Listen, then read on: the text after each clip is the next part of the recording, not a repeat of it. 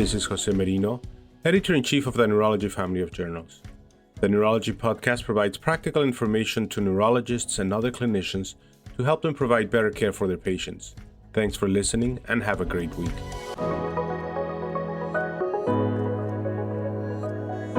Hi, my name is Farrah Mateen at Massachusetts General Hospital. I'm a co-editor of Without Borders, an online section on global neurology content for the journal Neurology. I'm very pleased to be joined by Deanna Saylor at Johns Hopkins University and co-editor at Without Borders. Hi, Deanna.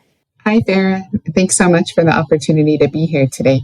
We'll be discussing the Contemporary Issues manuscript, recently published in Neurology, titled Consensus Competencies for Postgraduate Fellowship Training in Global Neurology. First of all, can you give us a brief overview of your article?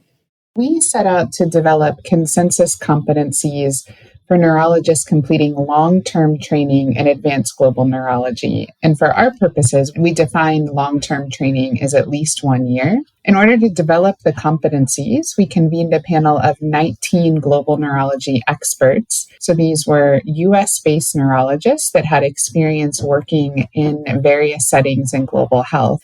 And then once we developed our initial set of consensus competencies, we invited 7 neurologists in low and middle income countries throughout the world with representation from Latin America, Sub-Saharan Africa, and Southeast Asia, who then reviewed these competencies and provided their feedback on whether they were feasible, whether they were applicable to their setting, whether they were important, and also whether or not we were missing important competencies. And so then we incorporated this feedback into our set in order to generate our final set of consensus competencies. And who's the target audience of your work? I think there's a few potential audiences. So global neurology is a growing field in academic neurology, and I think an increasingly viable career path for neurologists in academic settings. And as a result, we're seeing an expansion of global neurology fellowship opportunities. Offhand, selfishly, part of the reason that I wanted to lead this work is that I was starting a global neurology fellowship and realized there wasn't a lot of guidance about what that should include. And so I needed this guidance. I also think that even outside of those official programs, trainees at different stages, whether they be medical students, residents, fellows, even junior faculties getting started in global neurology, who are thinking about pursuing long-term training experiences in global health, whether in a formal program or not, could also use these competencies to direct their own learning during those experiences. And then while we focused on long-term training experiences, I do think there's the potential for the competencies that we develop to be adapted for shorter-term global neurology experiences and also to be adapted for trainees at different levels. We really focused on fellowship or junior faculty level trainees who had already completed a neurology residency. But I think that these competencies could be developed and adapted for medical students as well. I noticed, if I might summarize, the consensus identified 47 competencies in 8 domains. And I also noticed that most competencies were listed in a few categories, specifically cultural context, access, and social determinants of health as one broad category. Second was teaching, and third was ethics. Why do you think these categories had the most competencies overall? I think this is really what makes the practice of global neurology and the global health field unique from practice in US settings. And I think it's what makes someone who specializes in global neurology different than someone who has a one-time, short-term, maybe 1-week experience doing medical missions or some sort of volunteer work in a global health setting. And that is that when you're really setting up a long-term partnership or developing a practice or a research program in a lower resource setting and a setting that's different from your own setting of training, in order to be successful, you really need to understand the cultural context into which you are working. That includes how to interact and care for patients in that setting, but also how to build relationships and collaborations with colleagues in that setting. You need to be very adept at understanding the access issues that patients have in accessing neurological diagnostics as well as treatments, and how that differs from your home setting again, and how to maximize the utilization of the resources that are available in order to benefit the most patients. And certainly, social determinants of health are something that all of us in every setting anywhere in the world need to be aware of their impact on patients. And I think it's important when you go into a new setting where social determinants of health are different from your home setting, really getting to understand what those determinants are and how they impact patients is essential to helping you to be successful in your endeavors, but also to provide the best care for your patients. Really, the heart of building equitable partnerships is building capacity, which requires teaching, generating shared knowledge, and developing a common language on which to build partnerships and improve neurological care. And so I think that in order to be successful in global neurology, having an education and teaching skill set, really being an effective and willing and passionate and enthusiastic teacher is really, really essential.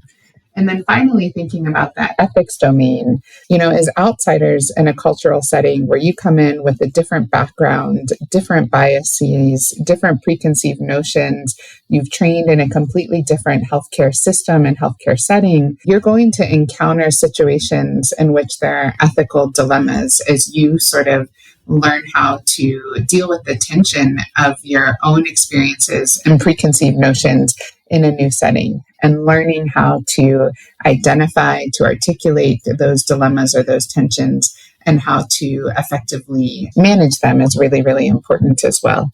One statement while I was reading the manuscript that I found meaningful was that the competencies are ideally, quote, observable, measurable, appropriately structured, quote, and that this may make our trainees ultimately more comfortable. And I'm wondering, how do you envision the competencies will be used for training programs or individual trainees? I think that was a really important part of what we wanted to do, was that having a formal set of competencies can allow trainees and people outside of the field to feel more comfortable, and that they perceive that there is some degree of rigor, some degree of standardization within the field and within training in the field. And so I think that the competencies will be used by training programs, or I hope they'll be used by training programs that are developing global neurology training, to really provide a structure for developing that curriculum.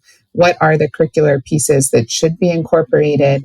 Which objective outcomes should be measured to ensure that you're providing high-level training? And obviously, there's 47 competencies, and these are potentially one-year training programs. And so there's too many competencies for every program to include every competencies. And some of them are not going to fit in the particular context in which a program is being developed. And so these will need to be modified and cut down in a given individual program. But I hope that it really forms the basis for a rigorous and standardized approach to training future global neurologists. And then from a trainee perspective, I think that these competencies really can provide benchmarks upon which to measure their progress in training. And I guess I would consider the article as foundational for the field, which is fabulous, of course, just to get thinking on this started. And you mentioned in the article the potential to reshape the competencies over time as global neurology continues to grow as a field. And I'm wondering, being in the field, how do you imagine we will see the competencies evolve over time? I think in some ways it's hard to predict, but I see kind of two broad ways that I think they will evolve over time. So the first is that I think new competencies will be added as the field of global health changes and evolves. So, for example, we were sort of developing these competencies at the time where the idea of decolonizing global health was really taking root. And so for those who aren't as familiar with decolonizing global health movement, it was really a movement that recognized the colonial roots of a lot of global health programs that were really not equitable, not truly bidirectional, and often benefited the visitor more than the host country. And so this movement really says that global health programs in general, including in global neurology, should really truly focus on equity and building truly collaborative, equitable, bidirectional partnerships that are truly focused on meeting the needs of our partners in lower resource settings, rather than our own goals and objectives coming from Western or higher income settings.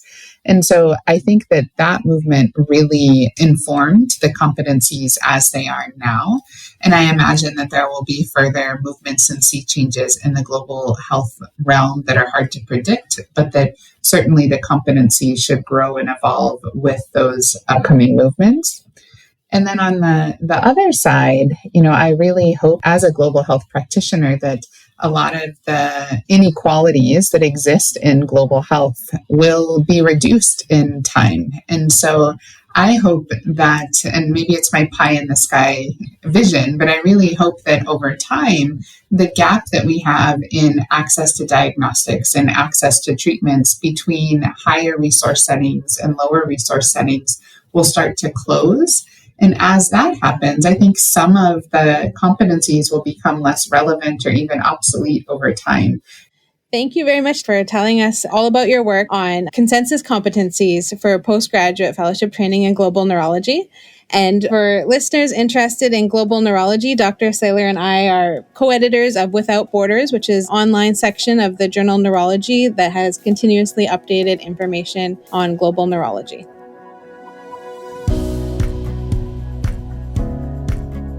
This is Stacey Clardy, your podcast editor. Thank you for listening and for letting us join you on your commute, while you're exercising, or even while you're brushing your teeth. This has been another episode of the Neurology Podcast, your best source of practical, relevant, and timely information for neurologists, clinicians, and patients.